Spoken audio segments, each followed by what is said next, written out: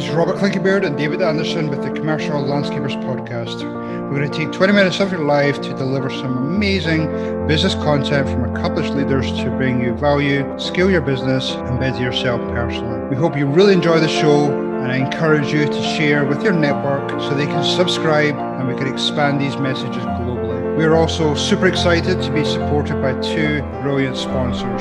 If you're tired of measuring properties, Site Recon platform fully automates measurements so you can focus on sales. So think measurements, think Site Recon. The other sponsor is Company Cam, who make it dead simple to communicate, document, and problem solve with guys in the field, no matter where you are. Company Cam brings documentation, communication, and liability protection together in one simple, easy to use app for you and your entire team. Company Cam is the only app every landscaper needs. Check it out.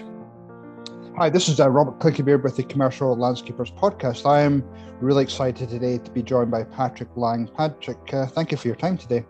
Absolutely. Thank you for having me on. So just for our listeners, tell me a little bit about your background. So I actually come from my early life. I was a financial planner, owned a financial planning firm, and sold that business in 2008 and started buying service businesses. The first one I purchased was a swimming pool service company, and we grew it, ended up through acquisition, through marketing, through different ways, and ended up selling it off. And then about 10 years ago, I guess, maybe right about 10 years ago, I became a business broker. So helping people buy and sell businesses in all sorts of industries. And 4 years ago, I switched that practice where I just focus now on heating and air and plumbing companies, primarily all over the country. That's great. Tremendous background here. So, yeah, I mean, there's so many different directions I could go here. So let's start with, obviously, it's been a really challenging 18 months coming into 2 years with COVID. I mean, what type of changes have you seen in the marketplace with business owners? It really depends on where in the country. Everything I do is in the United States. So it really depends on where in the country the business is located. For the most part, heating and air, specifically residential, hasn't been impacted by COVID. People are staying home more, or at least we're staying home more. So indoor air quality was a concern. Heating and air, in the summertime, having air conditioner was a concern. So most of my clients actually did better over the last 12 to 18 months. Now, I do have some listings that are commercial based and in California and in New York and some other areas that had a bigger shutdown than other parts of the country. And so those companies certainly were impacted, but buyers understand and realize that those were outside of most people's control. And so if their numbers did dip from a commercial standpoint, they dipped and have rebounded back up. So there really hasn't been really that big of an impact for most of my clients. Oh, that's great. That's good to hear. I mean, I've seen a lot similar stories with landscape companies, other contractors, where people are spending a lot more money around their house, and so definitely, that same money they'd be spending on traveling, either locally or traveling abroad, they're now spending around the house, which is nice for contractors. Are you seeing any type of frustration out there with owners around labor availability, wage increases, material shortages, all that type of stuff? Absolutely. Yeah. In the heating and air space specifically, labor has been an issue and has become more of an issue since COVID, and equipment. Obviously, that's making the news as ships sitting outside of ports, and that's only recently. So there's been equipment shortages, parts shortages since COVID started, and so that's almost the new normal is what they've had to adjust with. No, for sure. Yeah, I almost hear that every single day, and it's pretty frustrating. So, you've obviously been through so many different scenarios in business in terms of selling it and getting involved in brokering different deals. I mean, when you typically are approached by a business owner, I mean, what does that typically look like, or how does that conversation go in terms of are they typically prepared for some type of an exit, or they have no clue, or there's a big differentiator between what they think the business is worth versus the actual? I mean, I threw a bunch of questions at you there, but what are your thoughts? Yeah, absolutely. So as a rule of thumb, most sellers aren't ready. So many people come to me almost out of frustration. Obviously, the labor issue has put several people kind of over the edge. They were thinking about selling, and then finding people to work has become a bigger challenge, and they finally just decided they've had enough, and so they're going to sell. And so there wasn't a master plan. The market in the heating and air space, from a sale and acquisition standpoint, has been very strong. It's been a seller's market the last 12 to 18 months. And so those people are going to market simply because the multiples have been high, and or they've heard about these high multiples. And so that's kind of the flip side of the coin, that they've heard about people getting these crazy multiples from an exit standpoint. Now's the time to go, never realizing that those companies that are getting the strong multiples or the high multiples have done certain things to get to that point. And so it's not just everybody's getting great multiples. And so there's a lot of things that have gone into it. You and I have talked about it in the past on other phone calls that we've had, but, strong financials, clear books and records, those types of things as business owners. And I've been self-employed since I was 22 years old, probably. And we're often what we hear is minimize your taxes, minimize your taxes, minimize your taxes. Often leads to creative accounting, as I like to call it. And so then when it's time to sell, they come to me and say, I have this great business and here's what I'm making. And I look at a tax return and it doesn't even resemble the business they're telling me about, but they expect somebody to pay them for that. And so I advise sellers to put yourself in a buyer's shoes. If I came to you and said, Robert, I've got this incredible business, doing a couple $1 million in sales, we're making about 400,000. I give you the tax returns to look at, and it shows a negative for last year's income.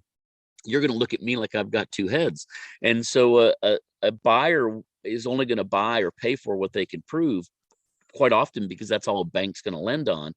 And a seller is expecting everybody to understand what they've been doing the last 20 years, and there's often a disconnect there. And so clean books and records is probably the biggest thing that I see. Many people treat their business like it's their personal checking account.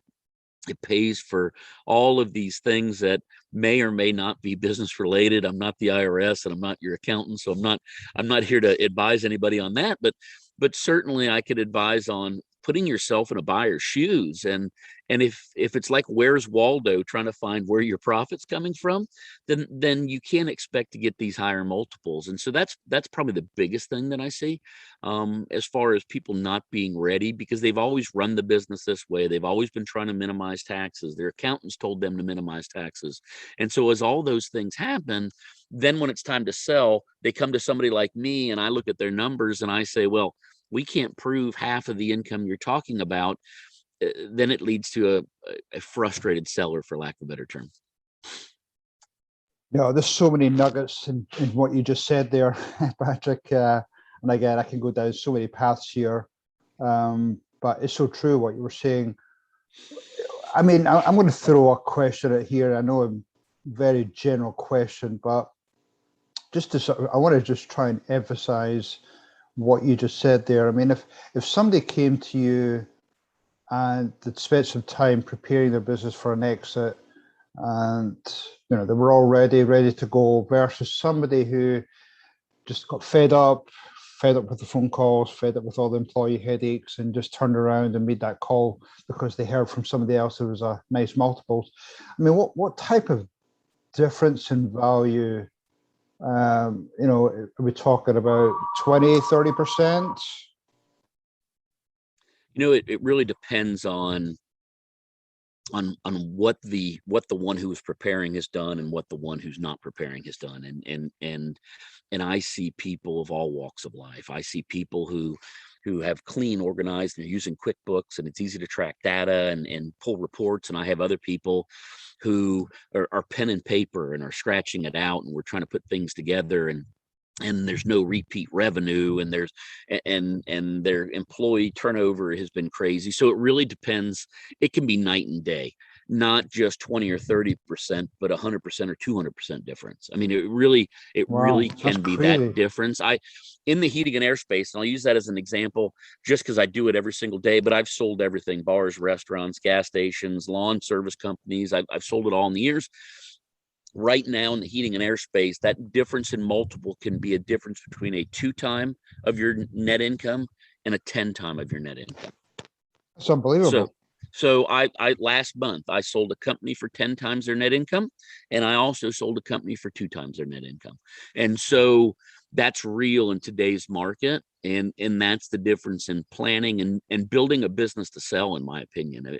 As I advise people on things that what a buyer's looking for, that would be what you were looking for if you were a buyer as well.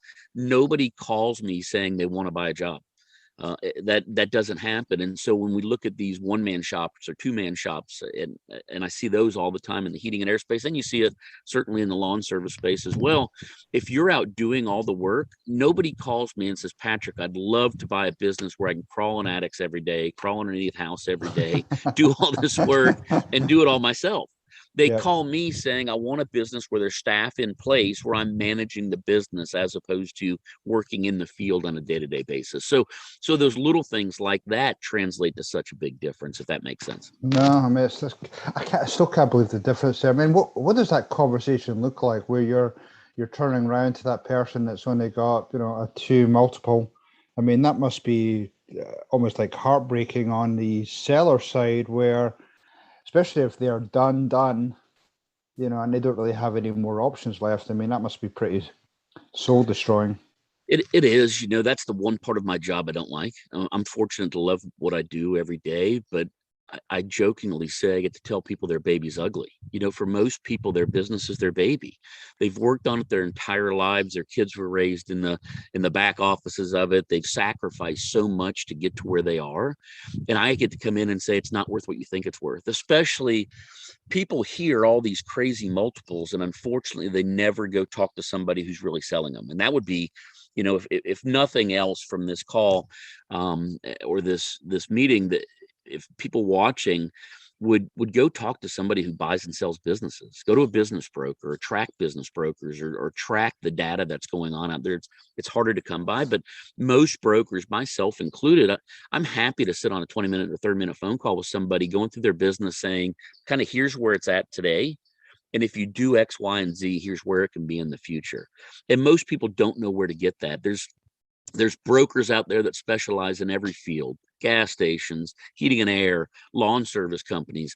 And so you can find them and find out, what is it worth today, and what do I need it to do to be where I want it to be at some point in the future. Because also what happens, and I see this happen a lot, Robert, is as people are aging, they're thinking about selling and thinking about selling and thinking about selling, and they slow down their marketing and they slow down their hiring, and they aren't in growth mode.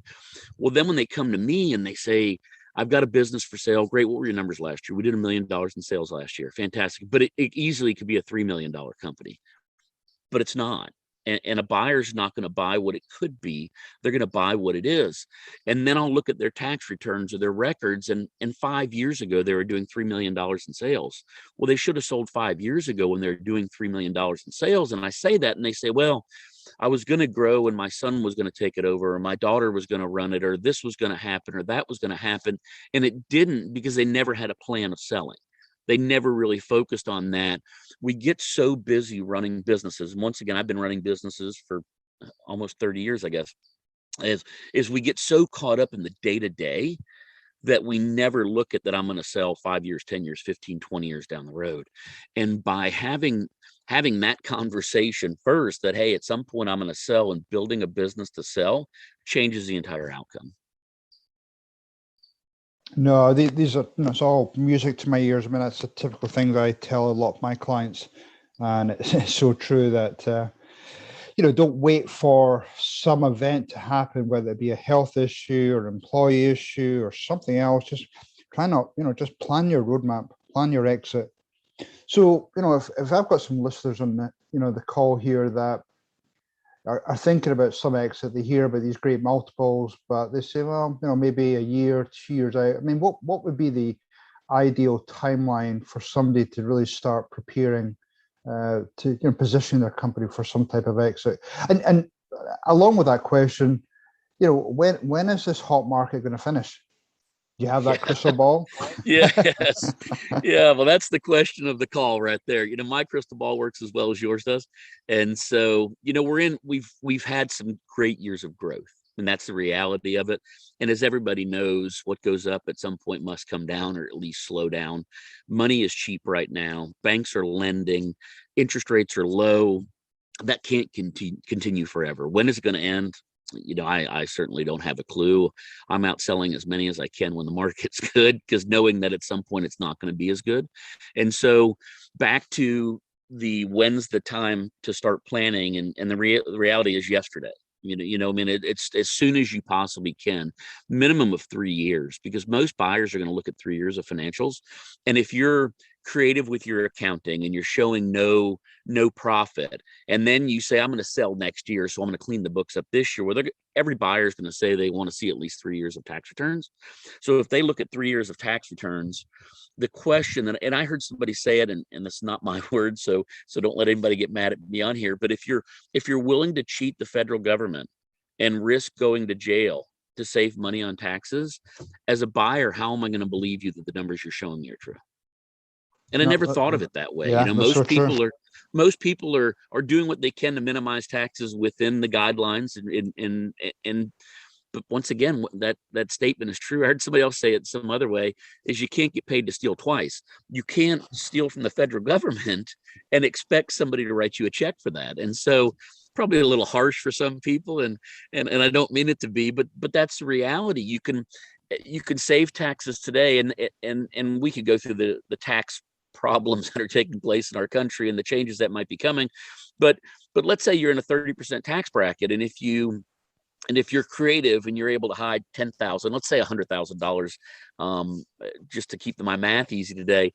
And so you hide $100,000 of profit, and you're able to save 30% on that, or technically $30,000 on that. If you're in your field, depending on what kind of business you're selling, you're going to get a minimum of a 2-time multiple of that. So if you were to show that $100,000 of income, that translates into $200,000. Or what about a 5-time multiple of $500,000? So you're saving $30,000 in taxes and giving up a $200,000 increase in your sale price. I mean, the numbers, it just doesn't make sense to do it that way. I don't think a lot of people grasp that. So just emphasize that again, because it really is an important point that people really miss, that whole connection between the multiple and the tax savings. So I'd love to just hear you say that another time.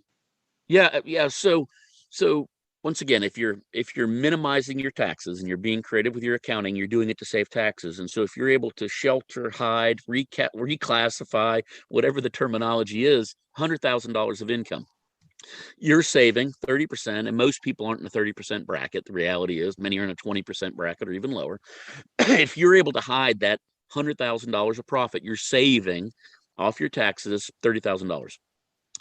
The average multiple across the country of any industry has been 2 times on a regular mom and pop main street business, 2 times your seller discretionary earnings, or your profit plus your pay. So that same $100,000, if you were to sell it, the minimum I would feel you would get would be 2 times of that. So if that same $100,000 would equal $200,000 in sale price. Yeah, so crazy. you're saving $30,000 to lose $200,000. Yeah. I'm really glad you mentioned that, because it's definitely a missing point that people miss. So thank you for that. What other? I mean, you talked about having 3 years of clean financial records. What other, probably say 2 or 3 things you feel as though? Well, one of the things you mentioned earlier was not being the go-to person in your business, not being the main operator. I mean, during those 2 or 3 years you talk about preparing, I'm assuming you need to start to think about, well, I need maybe a leadership team, and maybe we need an operator that's going to increase my value in a business. And how does that work in the whole exit planning? Absolutely. And that really depends on the size of the company. If you have a company that does $200,000 in sales, you can't put 5 people underneath you. Obviously, you'll make no money. But so as that business grows, having layers that separate you from the business adds value to the business. We'll use lawn service as an example. If you're the girl who owns the company, who mows the yard, who weed eats, who does the billing, who sees every customer, if there's a complaint, you're the one who shows up. If there's a bid to be done, you're the person that's there. You're the entire face of the company. When you leave, chances are your customers are going to leave with you. And a buyer knows that because the relationship is with you, not with your company. Now, if you have a company that has somebody who mows and starting out, you have to do it all. That's what you do when you start a business. But as that continues to grow, you add layers of separation between you and the business, where many companies, I've sold many lawn care companies and heating and air companies as an example, that the homeowner has no clue who owns the company. They're doing business with the company and the service that they provide and the results that they're providing. They don't know who owns it. They don't know who's sitting in the office. They don't know any of that. So if there was a sale, that homeowner wouldn't have a clue.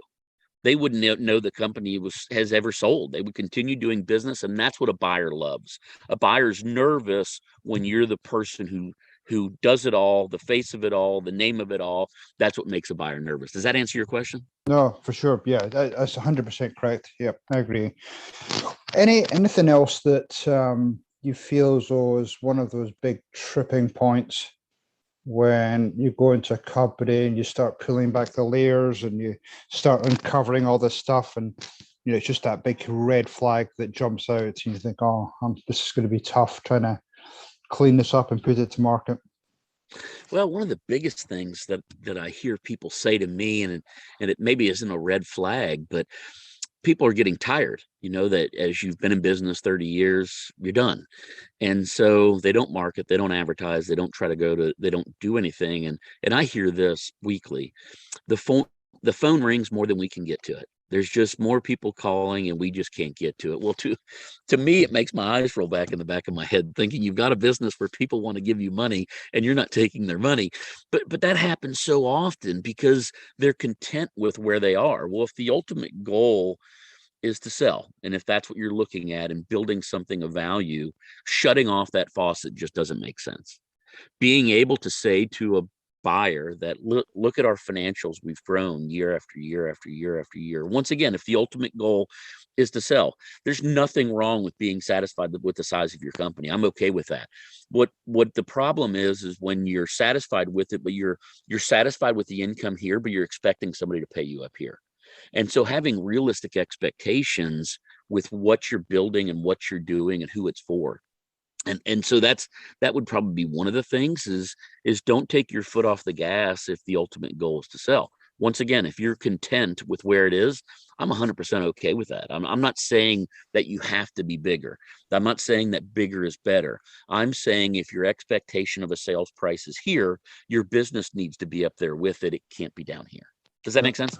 No, totally. And I think related to that is that, if you keep that faucet open, then you could replace some of your lower margin clients, especially these days with, prices going up and people are willing to pay a little bit more. If you get rid of some of that low hanging fruit there and replace them with higher margin stuff, again, that's going to help your valuation if you have that higher margin. So. And one other thing with that is once again, back to, I said it earlier, is be real with your expectations. Know what the market is. Mm-hmm. Most people, if you were to ask them, if somebody were to offer you something for your business today, what would the check have to say? And I ask sellers that all the time. When they call me and they say they want to sell, I ask a few numbers about the business and I'll say, what does the check need to say for you to walk away? And some people are so out in left field, not knowing where that value really is or where that value comes from, that they're going to be crushed when the time comes. And sometimes a lot of times I have to be the one that crushes them and say, that's not real. People will tell me, oh, I'm doing $1 million in sales. Well, I've got to get $8 million for my company. Well, that's just not going to happen in today's market. And so understanding what the market is and what you're building for would probably be even the bigger one. No, for sure. That's definitely a big one. Patrick, been super nice talking to you today. If people want to get hold of you just to, pick your brain, just, utilize your knowledge, what would be the best way for them to contact you? I'm all over social media. So on Facebook, LinkedIn, I've got a YouTube channel that talks about buying and selling businesses. My company is Business Modification Group. My website is businessmodificationgroup.com. Or you can call me directly, 352-440-4604. That's 352-440-4604. I'm happy to help out any way I can, answer any questions, reach out to me on social media, connect with me, subscribe to my YouTube channel. I try to do a couple videos a month of things to look at when buying, both buying and selling. There's an opportunity for a lot of people to grow through acquisitions as well as they're growing their companies. And so anything I can do to help out, I'd love an opportunity. Cool. Patrick, really appreciate your time today. Thank you for sharing your knowledge. Really appreciate it. It's always great to talk to you, and really appreciate it. Thank you, Patrick. Thank you for having me on. I really appreciate it. Hopefully that was pure dead brilliant for you today, and we've got some great takeaways for your business and your personal life. This is Robert Clinkenbeard along with David Anderson, and we'd love to get you and your friends to join us on our journey. 2 quick things before you go, listeners. Check out our website, thecommerciallandscaper.com. You can subscribe, you can share with your friends, but more importantly, check out our sponsors. We have Site Recon, who are going to help to capture measurements on your property and create a really streamlined process. And we have Company Cam, who make it dead simple to communicate, document, and problem solve with guys in the field, no matter where you are. Thanks, everyone. Cheers.